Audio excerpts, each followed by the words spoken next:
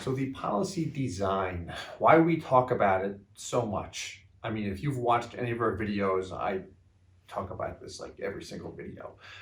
So the reason why I talk about it so often is, to sum it up, I think it's the most important thing when it comes to whole life insurance policy. The big unknown factor, or not knowing the ins and outs, the mechanics behind it. I'm going to try not to be too technical today. But really what I found from kind of a bigger picture or higher level overview is that it prevents buyer's remorse. You know, typically with the whole life insurance policy, it's so interesting to me where a lot of people feel it's a horrible place to put money. We have individuals out there like Dave Ramsey and Susie Orman, other individuals that state whole life is a horrible place to position money. But then you've got this kind of hidden secret where we hear or catch wind that big banks, corporations, and the ultra wealthy use it. And then we find out, hey, it can be a great place to position money if it's set up properly, if it's designed properly, if it's structured properly, all these pieces that come along with it.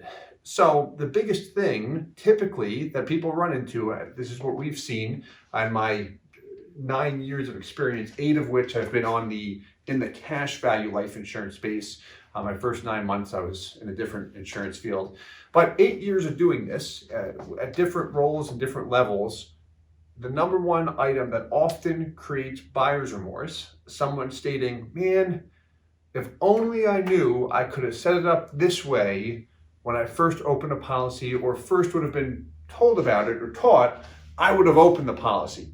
But so-and-so didn't show me, or I didn't know about it.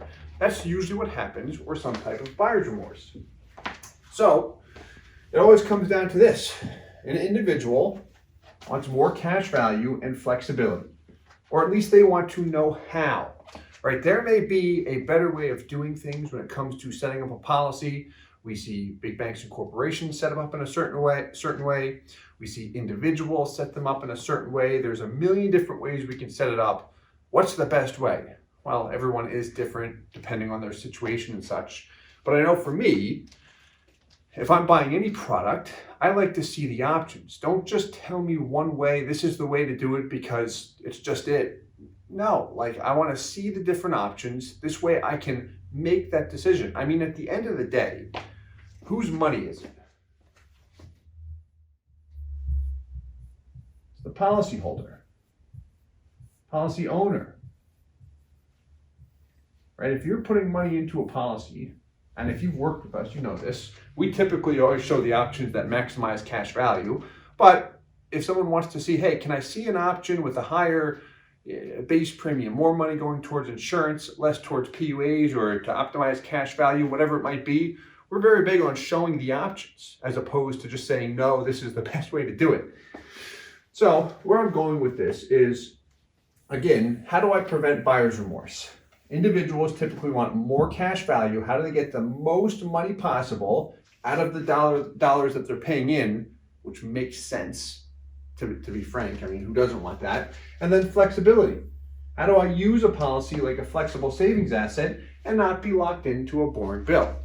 So over the years, right, you see me talking about split studies, how to optimize cash value. This just gives insight to one company, 40-year-old male, where we did literally every split possible. This is only going to show about 12 of them, from a 100% base premium contract all the way 90-10, 80-20, 70-30. You're going to see it go all the way, a little too fast there, Steve, to 1090, which is as low as that company would allow one to go. There we go. And all companies have different limits and such. This is talking about the splits.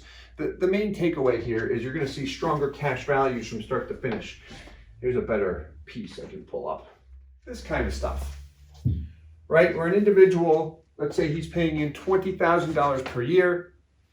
Here's a traditional whole life insurance policy with one company, 20 grand per year, 0 right off the bat, 14 years to break even. As opposed to a policy with the exact same company, same individual, same health rating, same crediting rate, all that good stuff, rich equity right off the bat, and a death benefit. Crossover point between years 4 and 5, much stronger, more cash value from start to finish. this is the kind of stuff where typically one will see it and say, oh, I didn't know I could do that. And yeah, maybe we're intending to use the policy for real estate, to consolidate debt, to pay into it for a long time, whatever it might be. That's great. Really what I look at is how do we prevent buyer's remorse, and why we always talk about the policy design to get back on track is that's the one item that often causes buyer's remorse. Whether I go with this option or not, did I see it up front? That way I don't feel like someone told me a policy that could have been better, then I've got buyer's remorse, regret, that guy didn't show me it, the girl didn't show me it, whatever it might be. So that's why we talk about it all the time. We don't want to be in the position where we show one option and then you find out it could have been set up better after the fact. No, our goal is to optimize the cash value for everyone we work with. And then once we've got it optimized, then how do we use it? Hope this helps. Hey guys, Steve Parisi here. If you enjoyed the content you just saw, please subscribe, like, and hit the notification bell for future videos. If you'd like more information or to see some custom policies for yourself, feel free to call or email our offices at the contact information below.